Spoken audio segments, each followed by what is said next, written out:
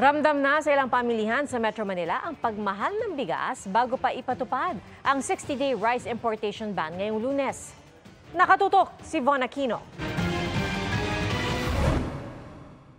Pagtangkilik sa local rice sa mga buwan ng anihan ang layo ng 60-day rice importation ban sa bansa na magsisimula bukas.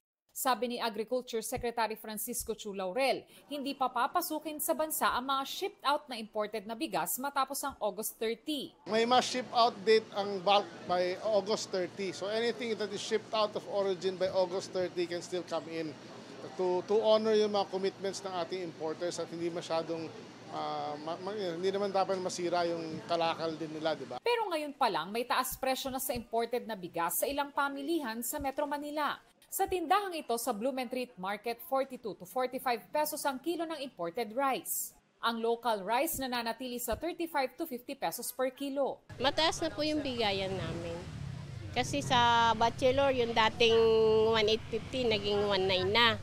Tapos yung jasmine, nung dating bigayan namin na 1,030, ngayon naging 1,100 na siya. Per sack.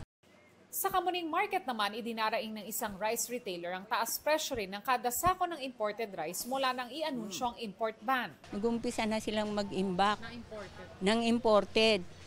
Kada linggo nagtataas sila 20, 10, ganyan. Hindi kami nagtataas ng tag price kasi ina-absorb na lang namin yung pagtaas kasi sobrang bagal ng pagbebenta ngayon. Maging sa local rice, may taas presyo na ring 5 to 10 pesos per kilo.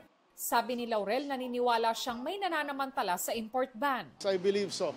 Pero actually, in fairness naman to yung mga nakausap namin yung Importers Association last week at nag-meeting na sila and yung among their ranks nag-usap kasi tinaas nila yung wholesale from let's say 950 to 1,050.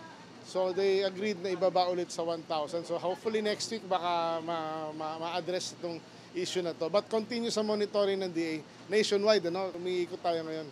Para sa GMA Integrated News, Von Aquino, nakatutok 24 oras.